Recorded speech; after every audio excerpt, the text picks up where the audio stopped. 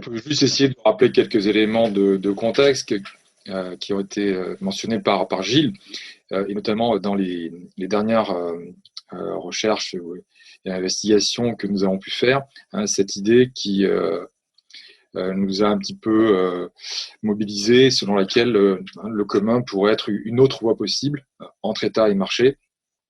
Il est vrai que le commun apparaît dans de nombreuses situations problématiques, comme un principe d'organisation et un mode d'action qui est porté par les acteurs de la société et qui suggère une alternative possible au modèle de coordination que sont l'État et le marché.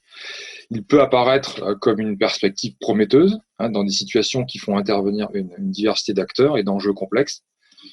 Mais cette mobilisation du commun se heurte à de nombreux facteurs systémiques, d'inertie et de résistance. Et en effet, le commun, dans son principe et dans ses différentes actualisations, dans les communs au pluriel, pose toute la question d'une transformation politique qui marque le passage d'un système dyadique de type État-marché à un système triadique État-marché-société. De ce point de vue-là, le commun est une sorte de troisième voie, mais qui ne se laisse pas réduire à un compromis social-libéral et qui appelle une transformation des différents plans de compréhension et de structuration du monde, à condition d'un nouvel équilibre triadique stable.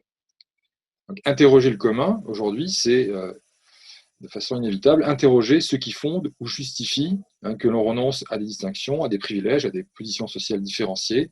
Et le potentiel critique de la notion est important au regard de la propriété et du capital, en raison de la concentration sur ce qui rassemble plutôt que sur ce qui est supposé appeler un traitement différencié.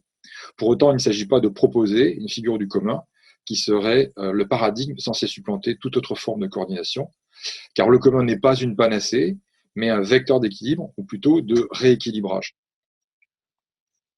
Alors, l'idée d'un collège du commun répond à un besoin que notre groupe de chercheurs a pu détecter à de nombreuses reprises dans les contacts multiples que ses membres ont noués avec des acteurs œuvrant dans plusieurs secteurs d'activité, que ce soit l'énergie, l'agriculture, le numérique, etc. Ils ont pu faire le constat des difficultés, voire des impasses que produisent les modes d'organisation et de coordination sociale, qui se réclament des seules logiques, entre guillemets, de l'État ou du marché. Les problèmes qui ne parviennent pas à traiter de façon satisfaisante pour nombre d'acteurs se signalent par leur complexité, par l'imbrication de plusieurs aspects, couches ou dimensions scientifiques, industrielles, morales, juridiques, sanitaires, sociales, environnementales, etc. Face à la complexité, un certain nombre d'outils conceptuels ont été d'une aide précieuse, aussi bien pour la compréhension des situations que pour les modes d'action, des modèles, des méthodes, des processus, des initiatives variées, qui insistent sur la systémique, la complexité, la sérendipité, etc. Et donc également, bien sûr, les communs. Aujourd'hui, ces outils conceptuels sont nécessaires pour accompagner en pratique des transformations profondes, relevant d'un principe de commun, mais c'est une question qui n'est pas traitée dans l'éducation. Il n'existe pas de lieu permettant de donner une visibilité sociale forte à l'idée de commun et d'offrir aux acteurs possibles de cette transformation les concepts, les outils, les processus ou initiatives qui sont associés à cette dimension. C'est dans ce contexte qu'intervient la proposition de création d'un collège du commun, un lieu et un réseau qui permettent une meilleure reconnaissance du commun et de l'importance qu'il peut avoir dans la vie sociale.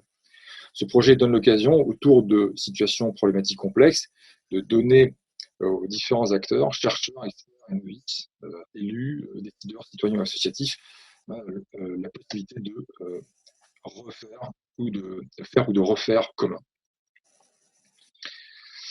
Donc, les composants de ce projet, c'est une vision d'un collège du commun qui s'articule d'une part autour de la proposition d'un collège nomade en lien avec l'université et les territoires. Également donc, une initiative qui s'inscrit dans une transformation écologique et anthropologique. Et enfin, du point de vue de la méthode, une méthode d'enquête commune qui articule recherche, action, expérience et sens. Je vais développer ces différents points en commençant par cette idée d'un collège nomade. Donc, il ne s'agit pas, dans le contexte actuel, de proposer pour le collège du commun un mode de fonctionnement institutionnel qui rappellerait celui d'une université populaire ou d'un cabinet de conseil. Le projet de collège du commun tente de tenir les deux bouts de la chaîne. C'est en ce sens-là une forme de collège nomade expérimental, une interface entre le monde de l'université et de la recherche et le monde des acteurs de terrain ancrés dans des territoires. Le terme même de collège suggère plutôt l'idée d'un groupe organisé, mais qui demeure souple et ouvert, dans lequel il est question de mettre en relation selon un mode un peu différent des chercheurs, des acteurs et des initiatives.